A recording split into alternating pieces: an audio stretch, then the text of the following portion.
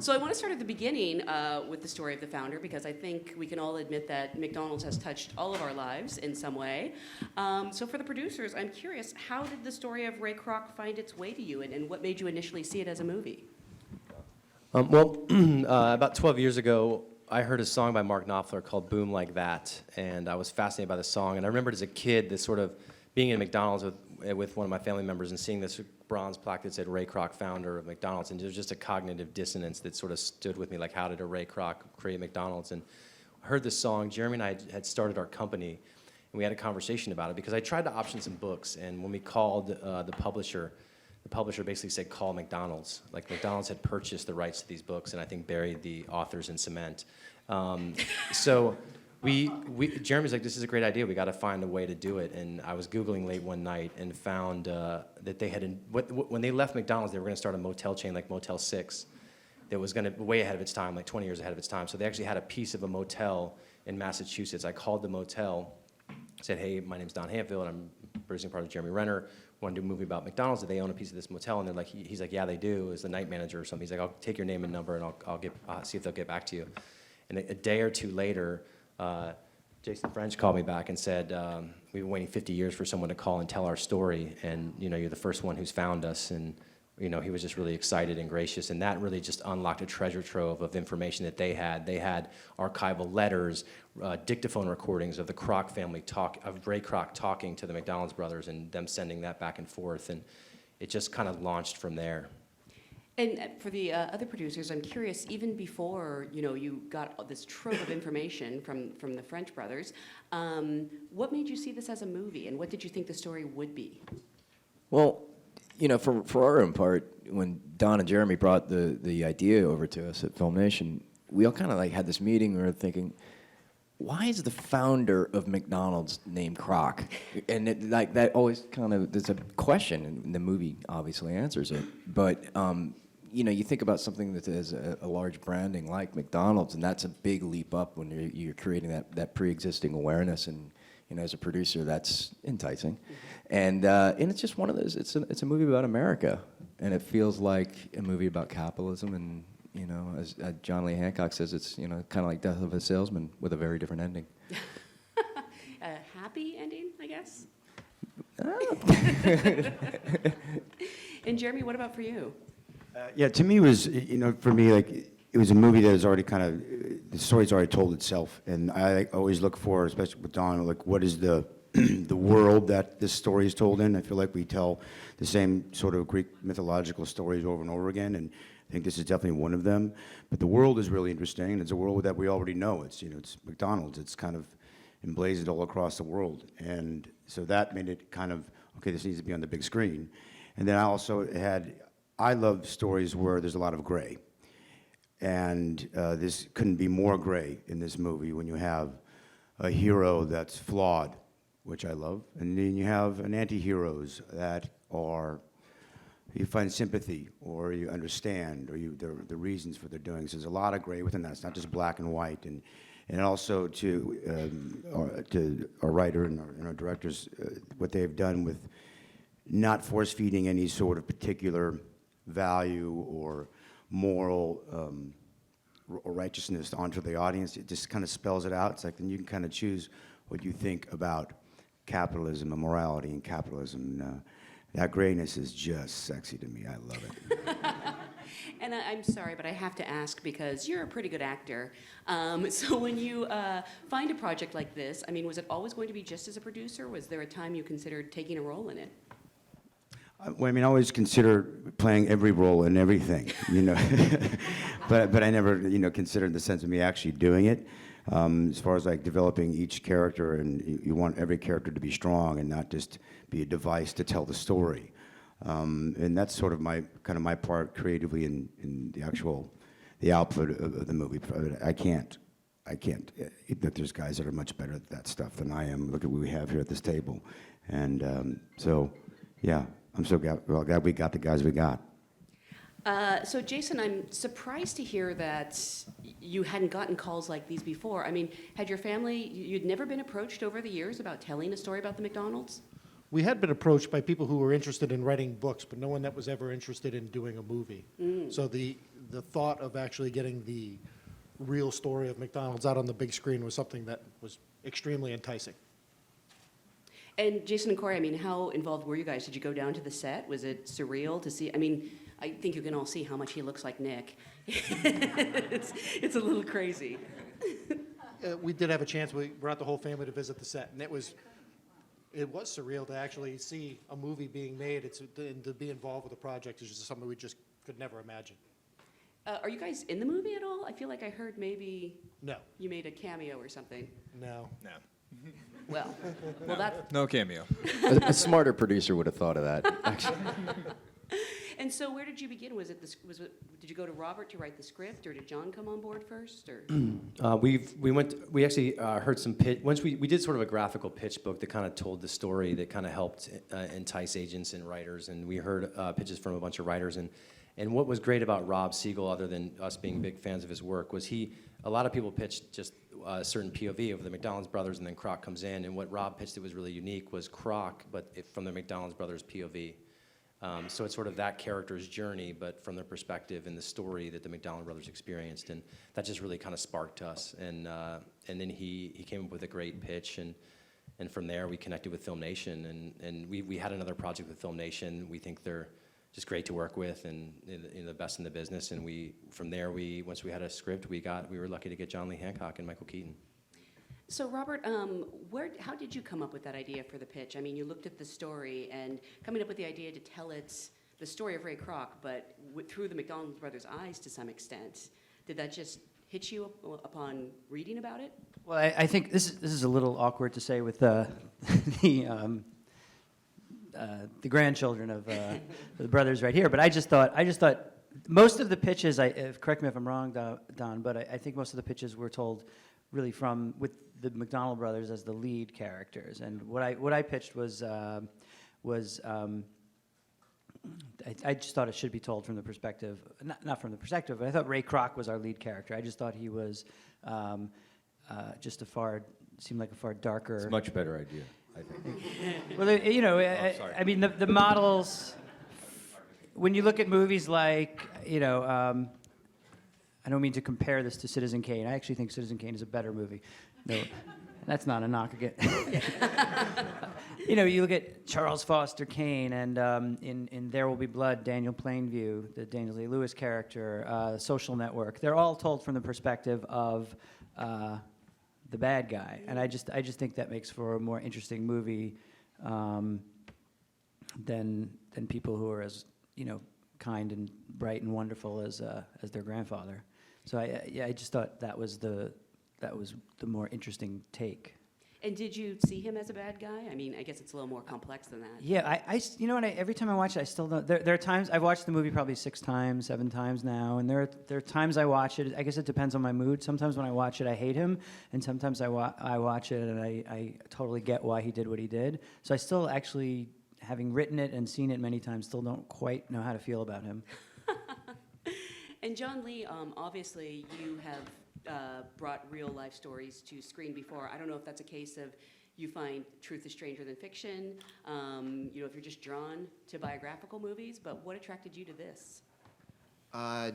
First and foremost, you're not looking for anything necessarily true. Not a good story is a good story, but the first thing that attracted me was Rob's script, and I felt like that it was different than any script I'd ever read before, because I was actively pulling for a protagonist in the first half, and then going from feelings of ambivalence to head scratching to no, gasp, and I thought that was a really clever high wire act that Robert pulled off, and I thought that would make for a difficult movie to make, but I thought it was also an exciting movie to make.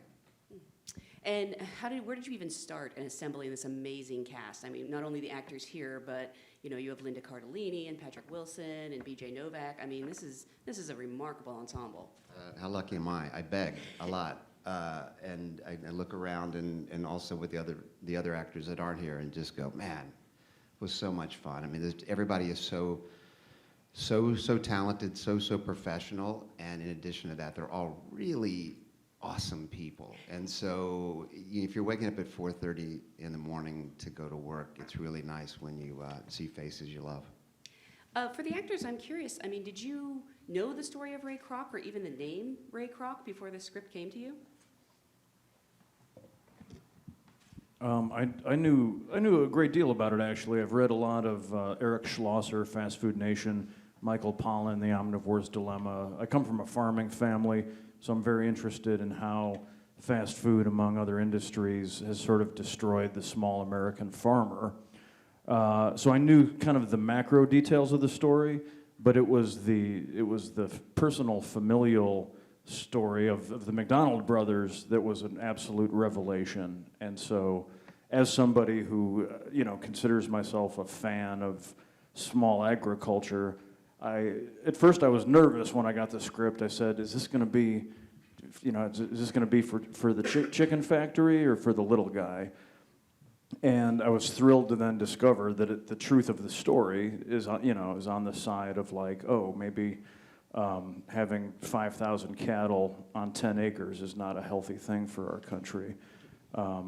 I was then very excited to get involved, but it was not only the story of how the business began and how Kroc sort of appropriated it, but the details of how the brothers, with their sweat equity and elbow grease, tried all of these other businesses, or these hardworking, nice brothers finally struck on this brilliant idea.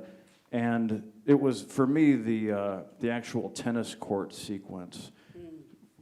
I was just, I felt like it suddenly was a Willy Wonka moment where you're like, holy shit, somebody actually thought this up at some point and got up on a ladder and yelled mustard. I don't mean to call you out, but wasn't there kind of a jab you took at McDonald's in one of your books? Yes. I mean, you be the judge. I called them the purveyors of the McShit sandwich. I think that's a little bit You of can a jab. interpret that as you will. Kind of, it seems an ambivalent point of view. It's you could take it either way, depending on your relationship with shit. You could like it or not like it, I guess.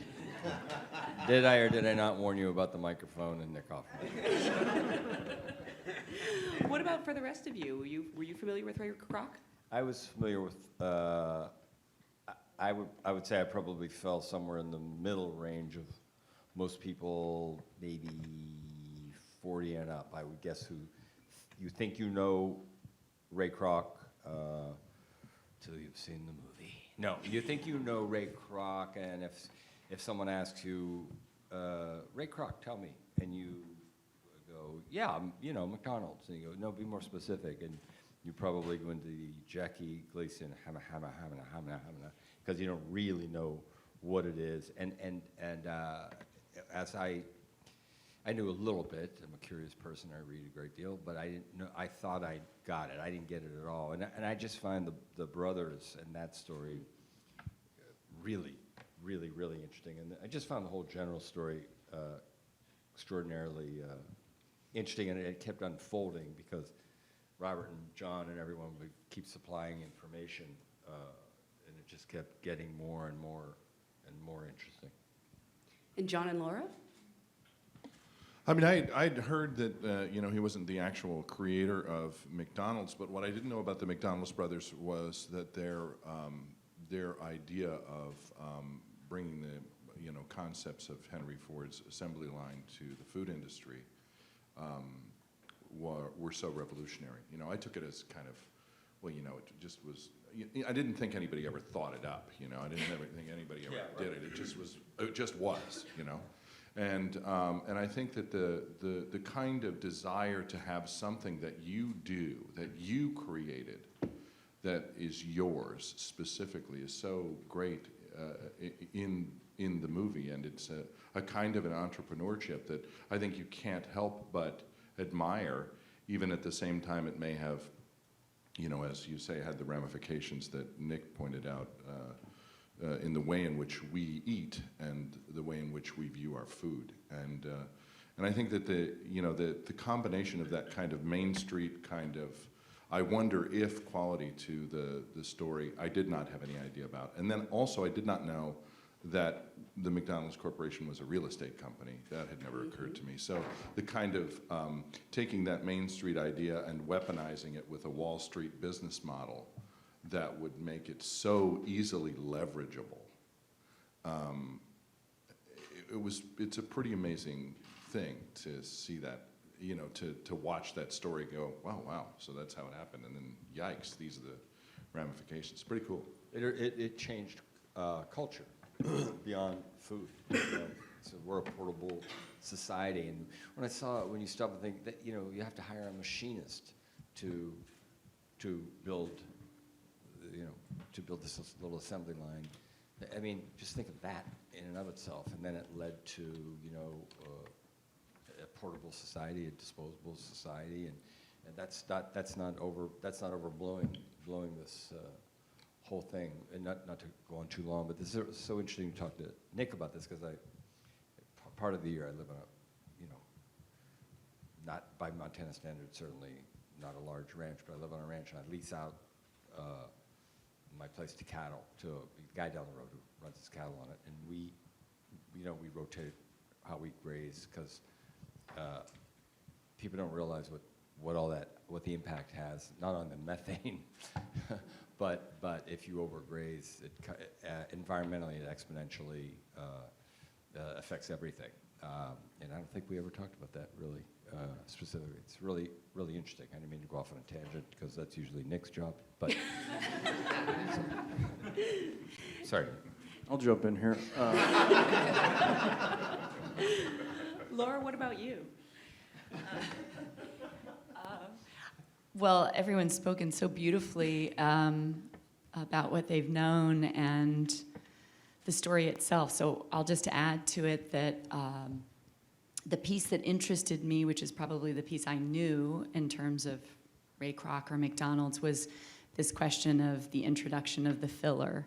And I was fascinated that the film, you know, pointed it out, but also this question of how did it turn from real food to, you know, how we can make a fast buck and potentially poison people with that. I mean, what is that? And the subversive question, which interested me the most, which is this question of, can capitalism hold compassion? And what is that story? And so that moved me so much when John first spoke to me about it, and hearing all these amazing people were involved. And I just would love to add, because I thought it was so incredible. I got to see the film last night with my daughter, who's just turning 12, and to hear from her perspective, because I like to think it's politically subversive and a commentary on this question of, you know, empathy versus corporations, and can there be a place for both? And I was talking about my favorite shot, which just brings me to tears, of these two gentlemen with their arms around each other watching the McDonald's section of their sign be removed. And I was talking about it, and when we got in the car, my daughter said, "Mom, you know when those brothers were holding each other at the end?" I said, "Yeah." She goes, "That's how I felt after the farewell address." Oh, She's like, "'Cause we just don't know what's next." yeah. And that was the film to me. And I just loved that for a 12-year-old, the details of the story, the point was she got, I think, what you all intended. And I was really moved by that. So thank you for letting me be a mere part of it, because that is beautiful. Congratulations to asking that larger question right now. You're not kidding. I mean, we're hearing everybody speak. I mean, we haven't been fortunate enough to have really eloquent people, but these guys to my left I mean, you would think, I guess, that questions or a conversation like this wouldn't come up, you know, if you thought about this movie on its face.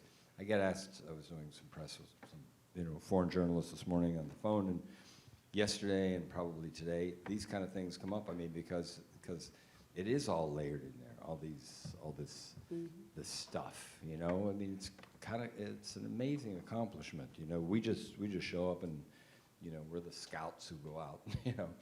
We just show up and go, okay, what do you want us to do? And we go do it. But they wrote it, and he directed it, and these guys found it and put it together. It's a good job. I think. I mean, Ray is a very complicated character, but there are some things to admire about him, and I'm curious how you all sort of felt about Ray Kroc and if those feelings changed while making the movie.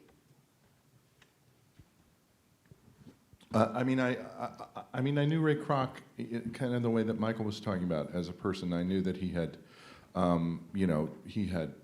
been the. I thought of him as the founder, even though I knew that there were the brothers before him, and I also knew that he had owned, the Padres. He had created the San Diego Padres. That was the extent. And I also knew that after his death, particularly, his wife gave away massive amounts of money, and I would hear her name on National Public Radio all the time. So that was my, personal relationship with it. But knowing the story a little bit and seeing the things that are absolutely bedrock, admirable American traits of entrepreneurship, of persistence, of salesmanship, of a sense of seeing something for how far it can go, of vision. All of those things are incredibly attractive. And what I love about the way the movie unfolds, and it was particularly fun to watch it last night, was how there's a moment when he could tell the truth about the origin of the company, and you might not feel so badly about what happens if he could just give somebody else credit. If he could just be humble enough to go, there were these two brothers who had this amazing idea, and I figured out a way how to make it on every street in America with this other guy's help. And he could have said any of those things. But at the moment, every moment that he has an opportunity to tell the truth, he can't do it because he needs to be the guy. And I also love there's a moment in the story where, and it's beautifully directed and beautifully written and beautifully acted, where you watch him kind of digest the lie over time, and it becomes the truth to him. And that is very indicative of where we are right now, which is what we're told is, in some ways, to many of us, more important than the actual truth. And we just want to believe the easy part of what's said, and not the hard parts. And I include myself in that. I don't want to have to deal with the hard parts. I don't want to have to deal with the fact that people are destroyed, or land is destroyed. I really, really like Egg McMuffins, and that's where my dilemma is. You should be reminded too that when Ray met the brothers, he was in his 50s, and at that time in the 50s, this is a milkshake machine salesman who went in and saw the future, and he had already reached a point in his life, and reached a set in his life to be able to break out of that. Just kind of shows the sheer ambition and determination, and I guess it's, as he says in the movie, persistence that he had just in him. And I think most Americans have that. I think that's something that we've always heard about and have been taught in a lot of ways to achieve the American dream. And I think if you look at Ray, if there's an admirable quality, I mean, if anything, the man was, my God, he was persistent and determined to get to a better place. And and quite obviously a very, very, very hard worker, which you have to admire and we love. And you have to remember, coming off of World War II, America was in a place where we kicked ass, we won the war, we won it, we deserve it, and we want it now. And I think everybody was thinking, now is my time, because the country was. We were thriving, and it was like Ray in his 50s at that point said, when do I get to ring the bell?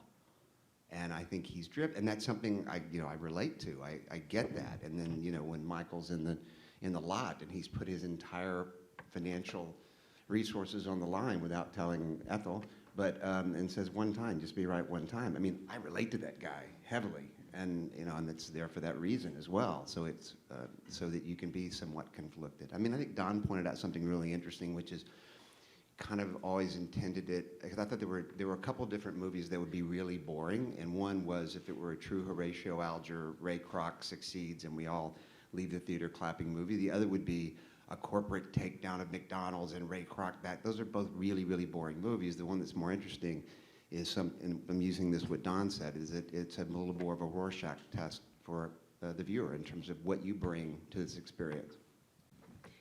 I want to jump in about the brothers for a second, and I want to kind of fight for the view of success that they were. Two kids from New Hampshire travel across the country together, become truck drivers, save money, lose everything.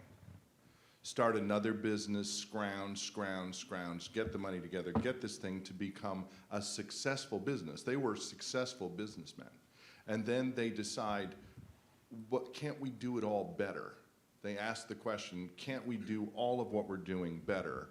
Solve the problem and create something brand new and successfully become millionaires in their lifetime from nothing after losing everything in the Depression 30 years before.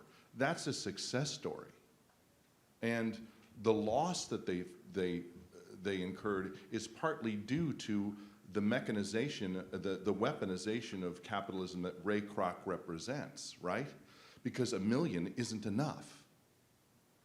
Hundreds of millions make you a success. That's the part that I think we've lost track of. I hear this is, you know, well, I did some press early on in Europe. I was over there working, and I knocked off a little press for the movie. And I'm hearing it, I heard it there, and I heard it from a few journalists from outside the U.S. yesterday, and this morning on the phone, they bring it up, and it's interesting that the U.S. journalists don't bring this up, and that is the issue of the American dream.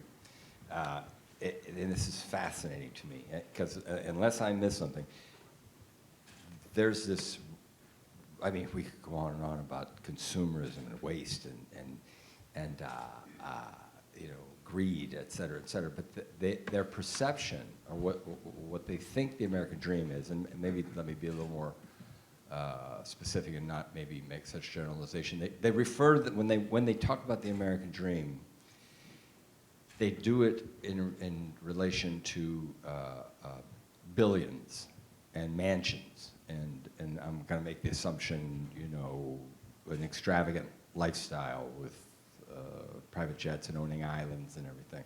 And that's fascinating to me that they think, because the American dream, unless I missed something here, was in its simplest form, work hard enough, you know, there will be a job available, and you can buy a house, and you can have a car to get you back and forth from work where you can afford that house, and you'll have a couple of kids who can attend a good school, and you get a vacation maybe, you know, and maybe a second car. Unless I miss something, by the way, that ain't a bad thing, you know, and I think that's what it was. That's not what the perception is. It's this other thing that is kind of I don't want to say an ugly thing, because I think everybody, I got no problem with billionaires, especially billionaires like Bill Gates, who do the things that they do, or my friend Yvonne Chouinard I keep referring to, or pick one. There's a bunch of them out there, you know. But this perception that that's what it is, that's what people think it is. And am I nuts? I mean, that's not what the idea was. You know, something that early on what was so compelling about this story was that I always thought it was more about capitalism than fast food, and the McDonald brothers represent what I called sustainable capitalism, which is like, have a great product, take care of your employees, take care of, and Ray Kroc represented the other side of capitalism, which was like, cut down every truffle tree in the forest, make as much as you can, expand as far as possible. And then it broke down even further in the sense of an emotional conflict, where the brothers, I felt like, were driven by love for each other, love for their product, love for their employees, and Ray Kroc was driven by fear, which is like fear of not being a success, fear of being poor, fear of not being, it's just these two sort of things were battling for the soul of American capitalism, and ultimately Ray Kroc's version won, and I think we see that throughout the fabric of our society right now, and throughout the fabric of American commerce and American capitalism. I guess we should ask Jason and Corey how they felt, and if those feelings changed. And I feel like there was a very amazing balance of that gray, where there's certain things that drive people to just get what they feel that they need, and I'm glad that didn't get lost, and I'm glad also that it didn't get lost what motivated Papa and his brother to do what they did. And I'm glad that story was told in the way that it was, and I think that the actors did an amazing job capturing, the essence of what these people in the movie were about. So. I'll just add one more thing to what Michael was saying about these sort of two different versions of the American dream. One thing I found really interesting about this story was it's not a story about these two brothers who thought small going up against against this man who thought big. The brothers thought big. I mean, they wanted, but it's really a story about two brothers who thought big versus a man who thought fucking huge, and like they wanted franchises. They tried to have franchises. I think if they had their way and Ray Kroc never existed, in my imagination, McDonald's would have become something like In-N-Out Burger, sort of like a beloved, regional franchise with 20 or 30 locations, and it would have kept its kind of values and quality. But nobody, what he imagined was science fiction. So anyway. I think that's absolutely right. I think that was their dream, and they were franchising when this whole thing started. And, that's the thing that they always loved, was the love for their employees, the quality, the service, everything that was involved with their business model was about, yes, we can make this big, but we have to keep it excellent at the same time. That's exactly this is weird. I just got done having this conversation, and I said, no, these guys weren't saying, oh, they were businessmen. They wanted to make some dollars. They wanted to do well. And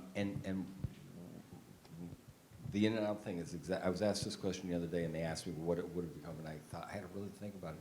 And that's exactly what I thought it was. I said, probably In-N-Out Burger. And interestingly enough, when I hadn't lived here very long, when I moved to California, and I just made a little bit of dough. And there weren't many In-N-Out Burgers. And I had one. And I got on the phone with the guy, I had a business manager who's managing about, $1,100 like, for me, because that's about all I had. And I said, hey, I just really had a good hamburger. And I said, I think we ought to look into this thing called In-N-Out Burger. And I immediately learned exactly what they were, which was they owned the dirt, right? In-N-Out Burger is the family-owned, controlled, yeah. Yeah, it's so interesting. That's kind of what I always thought it was too. And In-N-Out took the McDonald's playbook. Let's have these few items. We're going to do them and do them well. It's always fresh, no frozen. Has to come from a certain circle around our store to be delivered within a day. Yeah, a red, yellow, and white color scheme. Right. On down the line. And they avoided the McShaker salad, which I always love to get a salad in a beverage cup. You know your McDonald's. Oh yeah. I love it. Oh yeah. Something they never You mentioned. keep the hot side hot and the cool side cool. Something that didn't get mentioned in the movie that I think is worth mentioning, because it's really interesting, is the McDonald's brothers did give a lot of people tours of that kitchen. And one of the people they gave a tour to was a guy named Dan Bell. And Dan Bell took their system and applied it to Mexican food, and that became Taco Bell. Oh, wow. So they actually did spur a bunch of other actually successful businesses that just came in and basically took their business model, and they welcomed it. He was a friend of theirs, so they're interesting little fact not many people know. A man named Collins as well tried to take the same kind of thing and turned it into, went and viewed their kitchen and said, wow, this is wonderful, and tried to create a business from it. He didn't do so well. But the In-N-Out thing, we're from Massachusetts, and we visited an In-N-Out our first time here in LA. And I'm driving through, looking through the windows, and I said, this is really weird. This feels familiar. Like this feels back very in familiar. time. The 1950s are what our grandfather had actually done. Really kind of strange. I just thought I'd love to add to, the beauty of watching a movie that all these people came together to make. When I was watching it last night, is the other themes or the other undercurrents of story that are invented. And with this writing and filmmaking and these three incredible performances, one of the things that struck me similarly to Scorsese's film Silence this year is both films really hold this theme of this other question, which we're talking around as well, which is it enough just to know what you've accomplished? Mm-hmm. Or do you need the world to know? And both, like in that film, which are two men with very different points of view, these two themes resonated so powerfully. And the last speech to himself that you're preparing as Michael's acting it, to see that moment, that glimmer in this man's eye that he might have a conscience or remorse, and then he's kind of over it, is like one of the most amazing things I've ever seen an actor do.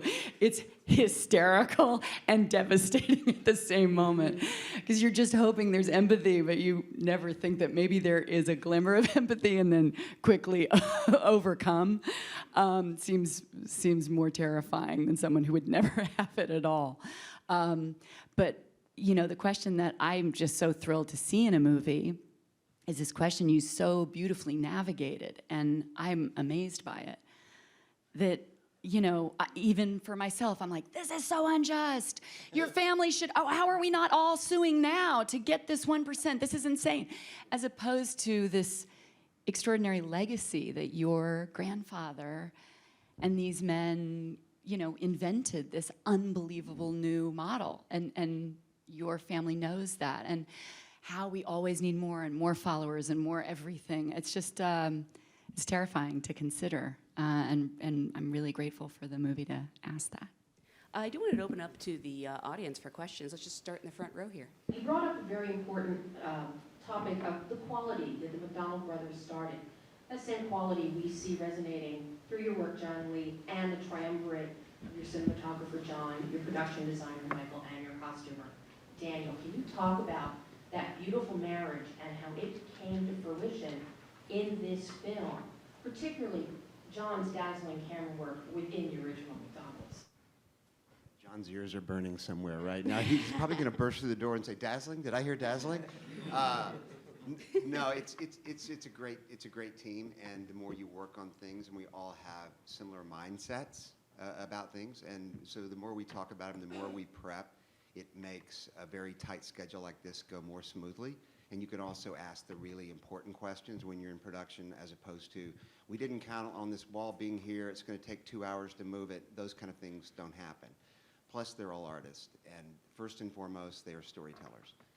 When you're talking to Daniel Orlandi about a costume, it is this, it's not just, well, this is pretty, or this is period, and then it's cool. It is like, this feels like it would be in her closet, and I can picture her buying it. And I think that resonates with actors as well when you get that kind of support. And with Michael, I mean, he did, in terms of physical production, the heavy lifting on this, having to build on a limited budget 2 different standalone McDonald's that were not only sets, but kitchens that we cooked in. And the difficulty of that with gimbaled windows and removable glass and building permits and everything else was kind of astounding. And every day you would see him, and he had lost more hair, it seemed. But he always had a smile on his face and always said, this is the good stuff. And he ingeniously turned those 2 McDonald's into 20 McDonald's, right? Yeah. Well, we had a plan for the 1 Golden Arches to become many Golden Arches, and we said, what can we do besides CG background? And the thing we could do was we would choose, and this goes to John Schwartzman, we would choose different axes to shoot on because it looks different from every different side.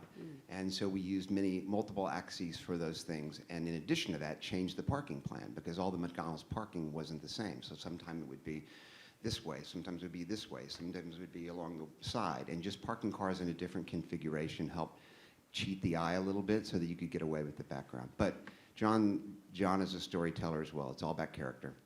And so we're constantly reminding each other what the story is, what the character wants to do and is doing, and that's a great place to come from. But nobody's trying to show off, everybody's trying to serve the story. And I think that, I mean, all these actors, I think, would say the same thing about these guys, that they're teammates.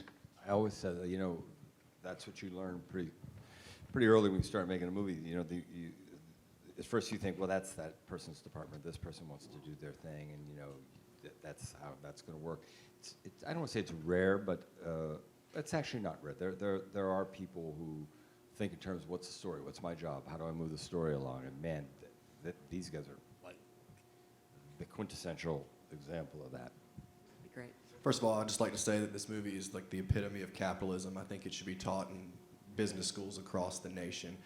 You really embodied the character. I mean, full on. It was perfect. I'd like to know how you relate to the character Ray Kroc. Do you share his mentality, quote unquote, your competitor's drowning, you go stick a hose in his mouth? And also, I'd like to double question to the French brothers as well. How do you relate to your grandfather? But I will start with you, Michael. I actually have stuck a hose in someone's mouth. I think that's enough said. But Nick survived. No, I was just listening when John was speaking. I thought, well, I honestly, I don't have to say a thing. He nailed it. Look, let me see if I can find another way to say this after having talked about this a lot. He, in a lot of ways, and we talked about this from the get-go, we both said, there's a lot to admire in a person like Ray Kroc, and specifically Ray Kroc. And John pointed out even more reasons why, considering the time and, in history when this occurred. And what knocks me out, this guy did it back then, 52 now, that's not that big a deal. Well, it was 52, right? 52 then, it was a different story. And I'm a fan of hard work, I don't remember, I don't think there was a time in my life when my dad didn't have 2 jobs, and we all worked, all the kids worked and everything. So I am not a fan of sadistic greed. I don't think I'm alone here. But it's an actor, it sure is intriguing and hard, it's a magnet,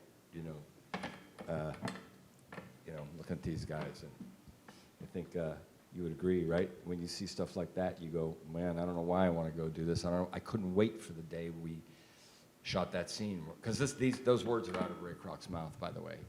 If you were drowning, I'd stick a hose down your throat, and I thought, man, I hope I nail that. I can't wait to do that scene. That's either I have severe problems, or I just like what I do for a living. And that's a weird job that you look forward to that. I admit it. And it's, I admit it, but I just was fascinated. The more I thought about it, I was fascinated by what kind of person does this. What kind of, and this, I'll shut up here in a second, but he stuck by his word. And by the way, it's not that John had the same intention, which was, I'm not backing off. I'm not going to back off because I just don't have an interest. It doesn't make me superior. I just don't have an interest in anything I do like that. But I don't. You can find a zillion other people who could do this better than I can, and if that's what you want. I'm just fascinated. The more I thought about this and did it, and the more I hear all these things that people bring up, it's actually more interesting than I even thought it was when I was doing it, frankly. And just for the record, the hose line is an actual quote from Kroc. I didn't write that. Yeah, right. Yeah, it's in his book. As his dog eat dog, war is war. That one too. So how do you relate to your...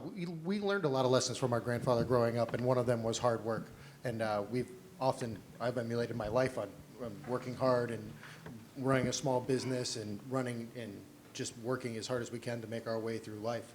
And that's one of the things that he purveyed to our father and then purveyed on to us. And we're happy that the movie shows that side of them where they were always working. They didn't show up at the office and work 9 to 5. They were there from open to close. And they always made sure that everything was the way it was supposed to be. And that's one of the lessons that we took away from it. Yeah, and they loved it too. They very much loved doing that. They loved being a part of that. They loved creating something that they enjoyed, and they knew that everyone around them enjoyed it as well. And I'm overjoyed with the performances that were made and actually brought that to life. It's really amazing to watch. Are you as competitive as he is? I'm probably more the competitive one then. Indeed, yeah, absolutely. How do you see people want to make an American dream, people want to make a success. You have to be really, cold person and very greedy. Well, I have an anecdote. Nick and I were once up in the same role, and his car that morning inexplicably exploded. I used to be very attractive. And Jeremy, for you as an actor, I mean, how do you deal with competition? I mean, look, I don't have if I have a black card, it has nothing to do with me being an actor. And it may be Cole. He was born black Cole. No, yeah, I look, man, I'm an outputter. So I believe in the output. So that's what I do for a living. And if there's somebody to take it, buy it, whatever, awesome. I'm just happy doing what I love to do, is expressing human condition. And there's no competition, if you ask me. It's how people perceive things. Mm-hmm. So there's nothing to compete with, except myself, perhaps. You know, outputting truth, you know, as what I try to do. So, yeah, there's no competition at all. It actually might make me a little gooier than I want to be inside. There's one thing I want to bring up about if you want to succeed, you have to be greedy. There's a great documentary. This is about acting, but it's true of anything. There's a great documentary called Character, which is a bunch of actors talking to other actors about what they did. And Lee J. Cobb had advice for a young actor that said, work on your craft every day, and when you get your chance, be excellent.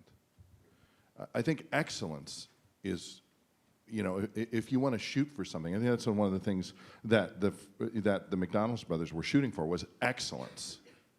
And I don't think Ray Kroc was without that either. I think he had a sense of excellence. I've spoken with several people, a couple of journalists who had worked in McDonald's, even overseas, and they were like, well, all of these things that were said both by the McDonald brothers and Ray Kroc, if you can lean, you can clean, those kinds of things, the rowing of the burgers, all those things are things that he took as excellence. These restaurants have to be exact. And so, you know, if you want to succeed, I don't know if coldness or cruelty is about it, but excellence most definitely is, I think. One thing I'll just add real quickly, my favorite scene maybe in the film is, that I'm in, is, it has no words in it. When I relate to, and this relates to excellence and, you know, just doing a little bit in detail. When he's, this is so nuts, when he's cleaning up at night, and everybody's gone, and he's making sure that everything's clean and brushed aside. You know, I just find it admirable, and I don't know why, but when we did it, there was at one point him, I think, said, "Okay, relax, you know, slow down." Because I got it, man. I got it. I was like, clean that. And it was too much. Even though I'm this big but I believe in it, I get it, and I just dig the visual is so cool, you know, and what it says without one word. That's it. I think we have time for one more question. Let's go right in the back there, right behind you. Question for Laura. There's that wonderful moment with your character where she realized she's being asked to be a true business partner to Ray, and then a couple of moments later, it's being dismissed. Can you talk about that? That was wonderful. Is this the working one? Yeah. Well, I loved that too. You know, given in the writing and directing the idea to propose this partnership. You know, he had a fever of this new idea, and I think that you know, one of the interesting things about having a relationship in a film where you have very specific and limited time to tell an entire story, not just about the couple, but really to serve what we want to learn about Ray. The challenge there was to see what it's like personally to live in the mania or the fever of great ideas that never find themselves. So hopefully, I think one of the goals was that through her eyes, you see how many rides they've been through of another great idea that falls short or another promise. And particularly, I think in a 50s relationship, to have the gauntlet offered to you as a wife of, now I'm going to bring you in. I see you as my partner, my best friend. It's like when you ask people what they found attractive about Ray Kroc or what they liked, from the perspective of the woman who fell in love with him first, it's the sexiness of a dreamer, and until it hurts too much. And so I think that's hopefully what I, tried to support, is what that feels like to go on that ride of a dreamer when you become the victim of their dreams that last for about 10 minutes, and then they're on to the next. And if you're not part of the next one, you're going to get left behind. And character over. He tried to. She did. He actually in real life tried to hire her. She complained that you're not spending enough time with me, and he said, well, then come work for me. It was kind of dark. And she'll be embarrassed by this or not, or she'll gloat. I'll leave it to her. But it's hard to find somebody who finds, man, I've said this about her, and somebody was, a journalist was praising her, this woman to my right as well yesterday. You have to search hard to find somebody who can find those little pockets and that little, I always say, paint with one of those little fine hair brushes, two or three little, badger hairs on your brush. She finds those really weird little, funny little balancing points, because she had tough detail and not coming off as the shrew, and the whiner, and that would be the easy way to go. And it's hard to pull off what she does. I've been a fan for a long time, and she's just, man, transitions and fine little spots. It's outstanding. Well, I don't know about you guys. I really want a Big Mac. So I want to thank you so much for being here today. Congratulations to you guys on a great movie. Thank you so much.